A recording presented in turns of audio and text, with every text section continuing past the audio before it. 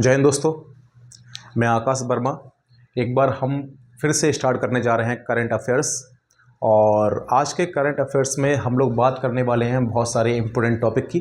तो चलिए, पहला जो टॉपिक है वो आपको दिखाई दे रहा होगा, मणिपुर में राष्ट्रीय शासन या राष्ट्रपति शासन। तो ये मणिपुर लिखा हुआ है, हल्का सा आपको अगर नहीं दिखाई दे रहा हो तो मैं यहाँ लिखता हूँ मणिपुर।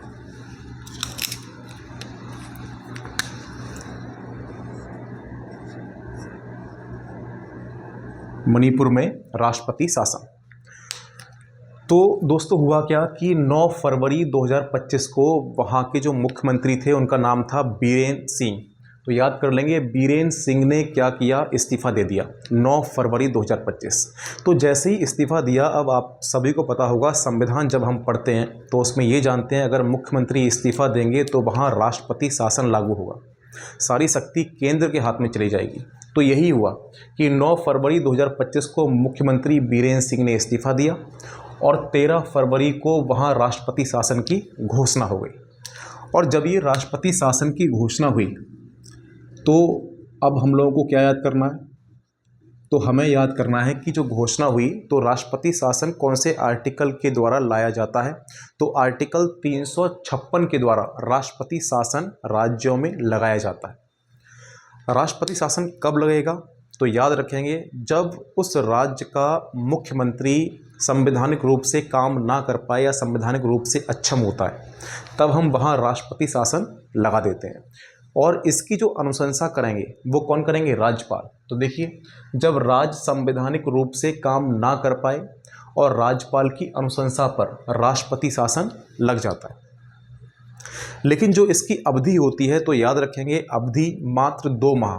जैसे आज अगर राष्ट्रपति शासन लगाया तो 2 माह तक वहाँ राष्ट्रपति शासन लगा रह सकता है। अब हमें इसको अगर बढ़ाना हो आगे, जैसे कि मान के चलो कि अभी इमरजेंसी इतनी आ गई है कि हम इसको लगातार जारी रखें, तो हमें संसद से पूछना पड़ेगा। संसद तय करेगी, अगर संसद तय करती है तो इसकी अवधि 6 माह तक बढ़ा सकते हैं। तो आप देखो, लेकिन संसद द्वारा इसे 6 माह भी बढ़ाया जा सकता है। अब तक राष्ट्रपति शासन भारत में कितनी बार लग चुके हैं, तो अगर संविधान की बात करें, संविधान 1950 से लागू हुआ था, तो उसके बाद से अब तक 134 बार 134 बार राष्ट्रपति शासन भारत में लग चुका है। और सर्वाधिक जो लगा था वो यूपी में, और यूपी के बाद मणिपुर। तो यूपी और मणिपुर में सर्वाधिक। लेकिन अगर कोई पूछे कि सर्वाधिक लंबी अवधि किस में रही थी, तो हम बता रहे होंगे जम्मू कश्मीर। तो यहाँ देखो, जम्मू एंड कश्मीर में सर्वाधिक लंबी अवधि तक 12 वर्ष तक राष्ट्रपति शासन रहा।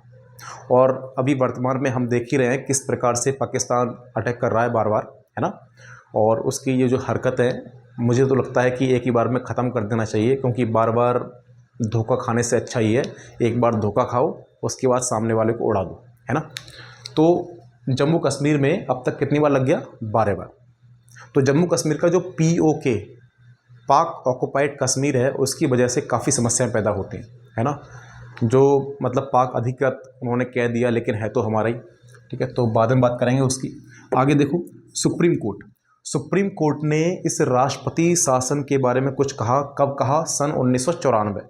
तो याद रखेंगे, सुप्रीम कोर्ट ने SR बॉम्बई बनाम भारत संघ, SR बॉम्बई बनाम भारत संघ में 1994 में ये कहा कि राष्ट्रपति शासन की शक्तियों का वर्णन किया। मतलब राष्ट्रपति जब शासन रहेगा तो उसके पास कौन कौन सी शक्तियां होंगी, कितनी शक्तियां होंगी, किस प्रकार की शक्तियां होंगी, ये 1994 में सुप्रीम कोर्ट ने कहा। और किस केस में कहा, तो याद रखो, SR बॉम्बई बनाम भारत संघ। अगला जो टॉपिक है उसका नाम है 100 दिवसीय टीबी उन्मूलन अभियान।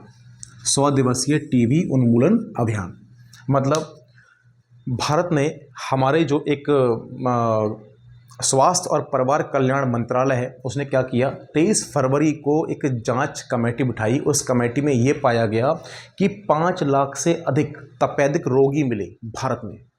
तो 5 लाख से अधिक तपेदिक रोगी मिले, तो इन्होंने एक निर्णय लिया कि भाई हम 100 दिवसीय टीबी उन्मूलन दिवस चलाएंगे और इन 100 दिवस के अंदर भारत को टीबी से मुक्त कराएंगे। टीबी एक ऐसी बीमारी होती है जो फेफड़ों को ख़राब करती है ना। लेकिन हमें याद रखना है इसका जो जीवाणु है, तो जीवाणु का नाम क्या है? तो जीवाणु का नाम है माइकोबैक्टीरियम ट्यूबरकुलोसिस। तो याद कर लीजिए, माइकोबैक्टीरियम ट्यूबरकुलोसिस। तो दोस्तों आप इतना नोट कीजिए, उसके बाद थोड़ा सा आगे इसमें नोट करना है। चलिए मैं इसको ऊपर को मिटाता हूँ।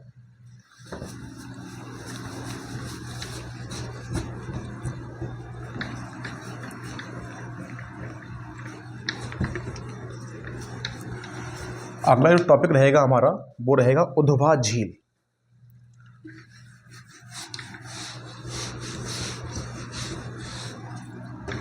तो डालो हेडिंग,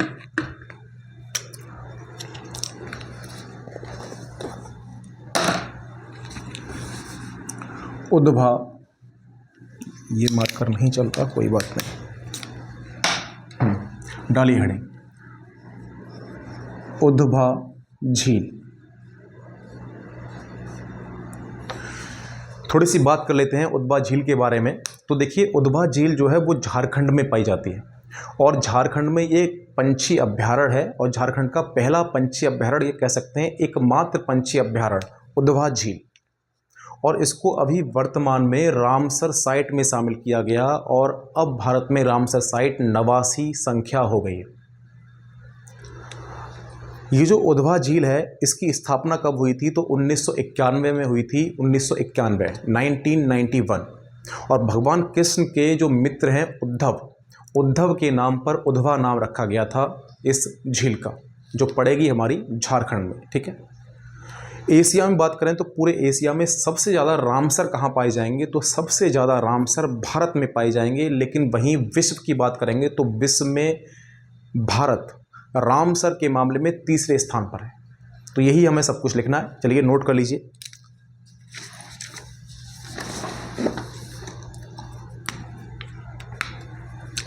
यह है झारखंड की, मेरे साथ साथ आप नोट्स बनाते जाइए। यह है झारखंड की पहली रामसर साइट है,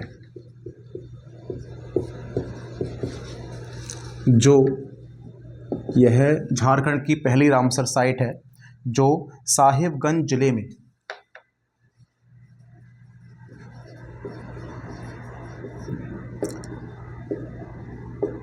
में स्थित है,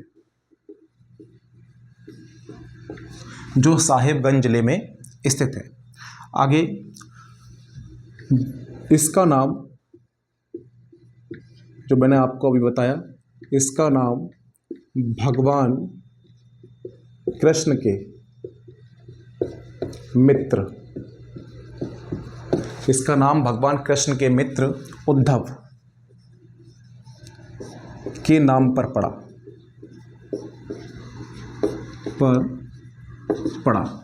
इसकी स्थापना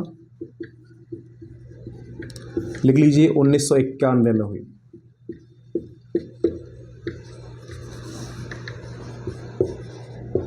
स्थापना 1991 में हुई। वर्तमान में भारत में 89 रामसर साइट है। वर्तमान में 89 रामसर साइट है। ठीक। तमिल में सर्वाधिक रामसर साइट है।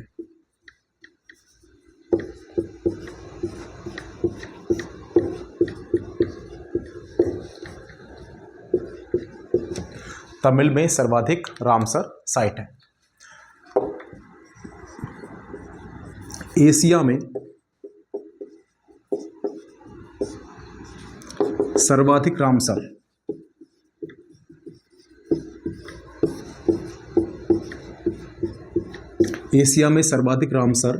भारत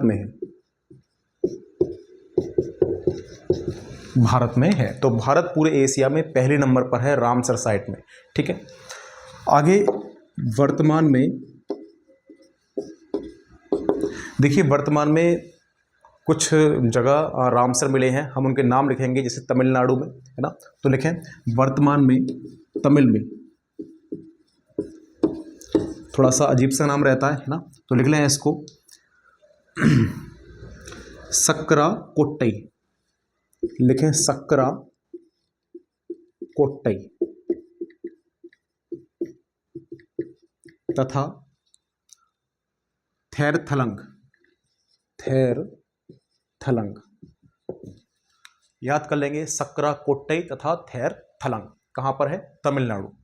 एक और लिखेंगे सिक्किम में खैचेओ पलरी, तथा सिक्किम में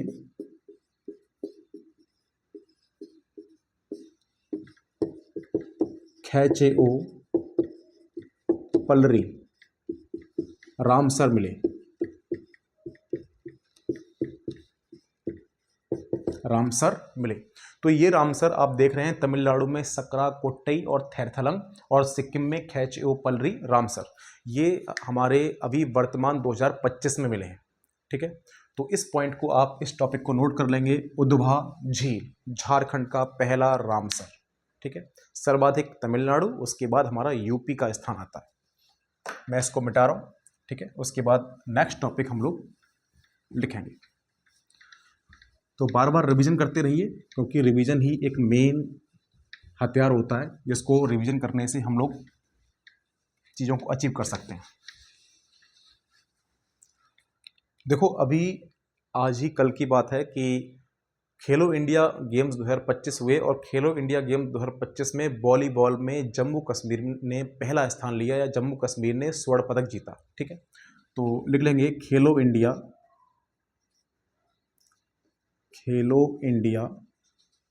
गेम्स 2025। इसकी पूरी जानकारी मैं पूरे एक वीडियो में दूंगा, है ना। खेलो इंडिया गेम्स का पूरा अलग बना दूंगा टॉपिक। लेकिन अभी हुआ क्या है, आज ही की खबर है कि खेलो इंडिया गेम्स में जम्मू कश्मीर ने यूपी को हराकर स्वर्ण पदक जीता।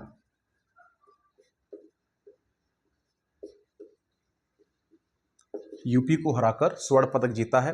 लेकिन ये किस गेम में जीता है, तो याद कर लेंगे वॉलीबॉल में। किसमें, वॉलीबॉल। तो यूपी को हराकर स्वर्ण पदक जीता किसने, जम्मू कश्मीर ने, और किसको हराकर, यूपी को।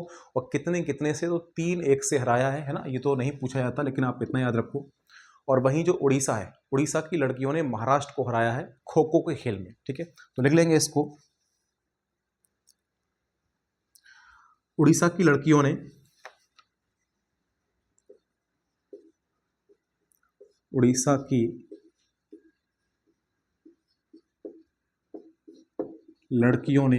खो खो में महाराष्ट्र को हराया,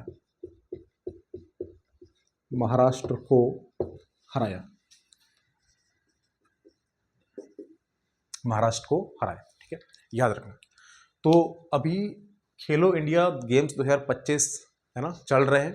तो हम ये देख रहे हैं कि जम्मू कश्मीर ने यूपी को हरा दिया वॉलीबॉल में, और उड़ीसा की लड़कियों ने किसको, महाराष्ट्र को हराया है, जिसमें गेम है इनका खो खो।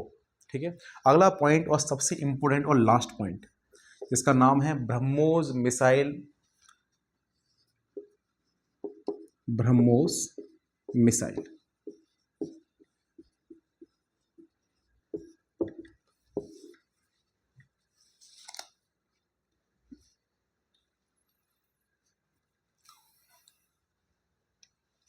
तो सुनिए, ब्रह्मोस मिसाइल की बात कर लेते हैं थोड़ी सी। तो ब्रह्मोस मिसाइल के बारे में हल्का सा बताएं कि हमारे यूपी में लखनऊ में इसका उद्घाटन होगा, इसका कार्य निर्माण शुरू हो जाएगा।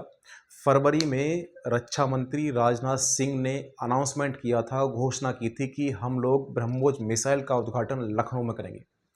तो मुख्यमंत्री योगी नाथ जी के द्वारा लखनऊ में ज़मीन प्रोवाइड कराई गई, और वहाँ पर ब्रह्मोस मिसाइल का आज रविवार को, है ना, मतलब कल रविवार को क्या हुआ है, उद्घाटन हो गया है, और ब्रह्मोस मिसाइल बनना शुरू हो गई। ब्रह्मोस मिसाइल जो है दो देशों की संयुक्त परियोजना है जिसका नाम है भारत और रूस। भारत और रूस के द्वारा ये मिसाइल बनती है। इस मिसाइल की जो मारक क्षमता होती है 290 किलोमीटर से 400 किलोमीटर रेंज में जो भी आएगा उसको उड़ा देती है। इसकी जो गति होती है वो 2.8 मैक होती है। 2.8 मैक का मतलब होता है ध्वनि की गति से भी 3 गुना ज़्यादा। इस मिसाइल की एक खास बात और है, आपने जैसे लॉन्च किया, इसको लॉन्च का मतलब आपने स्टार्ट कर दिया। स्टार्ट करने के बाद आपको कोई भी गाइडेंस की आवश्यकता नहीं होती। आप आराम से चाय नमकीन खाइए, आपको मालूम पड़ जाएगा आपका जो आपने निशाना लगाया वो उड़ गया। कोई भी दिशा निर्देश देने की उसके बाद कोई भी आवश्यकता नहीं होती। तो सबसे खतरनाक सुपरसोनिक मिसाइल है जिसका नाम है ब्रह्मोस मिसाइल, और इसको अभी वर्तमान में हमारे भारत से खरीदने के लिए 12 देश तैयार हैं। 12 देश तैयार हैं, जिसमें एक देश है जिसका नाम है फिलीपींस। फिलीपींस ने 2024 में ब्रह्मोस मिसाइल हमारे यहाँ से निर्यात किया था। ठीक है, चलिए तो लिखेंगे इसको हम लोग 20 फरवरी 2025 को, 20 फरवरी 2025 को रक्षा मंत्री राजनाथ सिंह, रक्षा मंत्री राजनाथ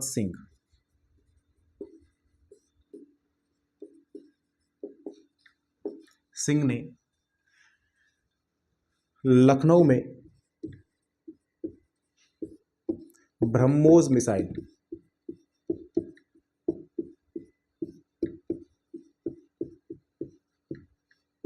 लखनऊ में ब्रह्मोस मिसाइल के निर्माण लखनऊ में ब्रह्मोस मिसाइल के निर्माण की घोषणा की।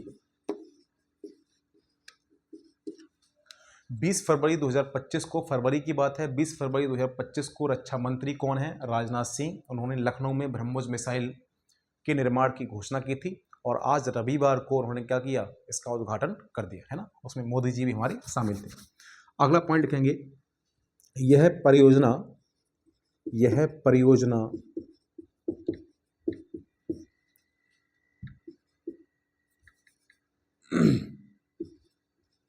मई जून में शुरू होनी थी।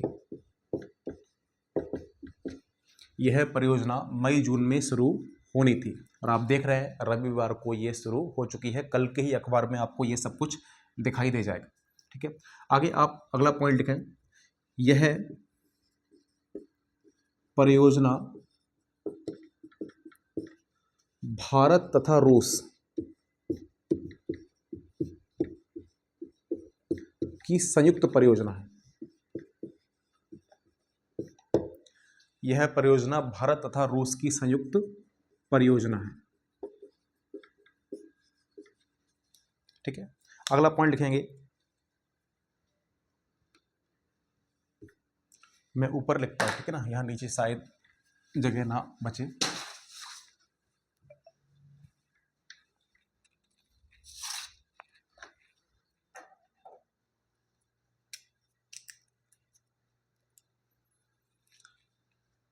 यह परियोजना भारत तथा रूस की परियोजना है। इसकी मारक क्षमता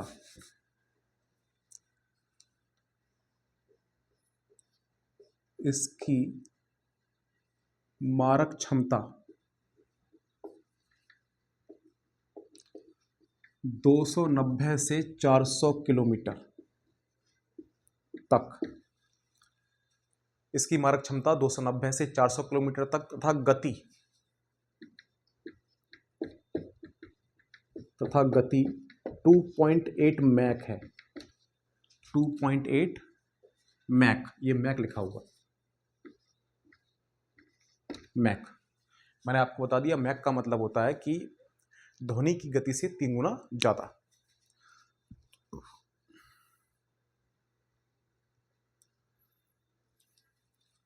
एक खासियत और है इसकी, यह तीनों प्लेटफॉर्म या तीनों माध्यम, कुछ भी लिख लो, तीनों माध्यम से गुजर सकती है। तीनों माध्यम का मतलब हो गया कहीं से भी आप इसको लॉन्च कर सकते हैं, चाहे हवा में, चाहे पानी में, चाहे थल, जल, थल और वायु, कहीं भी आप इसको लॉन्च कर सकते हैं। तो मैं लिख सकता हूं जल, थल और वायु। आप जमीन से भी, वायु से भी, आसमान से भी, कहीं से भी आप इसको लॉन्च करें, ये आपकी मर्जी है। ठीक है, यह है फायर एंड फॉरगेट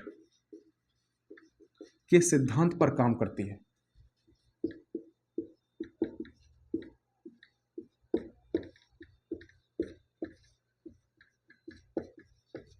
यह फायर एंड फॉरगेट के सिद्धांत पर काम करती है। इसका मतलब यह हो गया कि आपने एक बार लॉन्च किया तो आपको आवश्यकता नहीं होगी दिशा निर्देश बाद में देने की, एक बार ही इसको दिशा निर्देश देने की आवश्यकता होती है। तो अगला पॉइंट लिखेंगे, इसे लॉन्च करने के बाद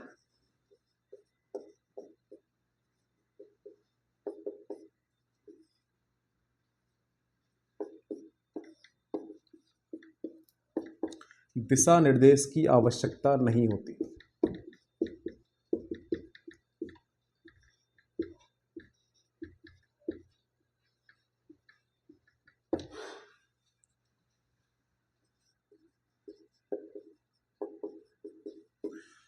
तो याद कर लीजिए, इसे लॉन्च करने के बाद दिशा निर्देश की आवश्यकता नहीं होती। तो दोस्तों, आज का करंट अफेयर्स का हम इतना ही टॉपिक रखेंगे और मैं छोटे छोटे टॉपिक आपको डेली 2 से 4 से 5 मैं ये आपको डेली देता रहूँगा।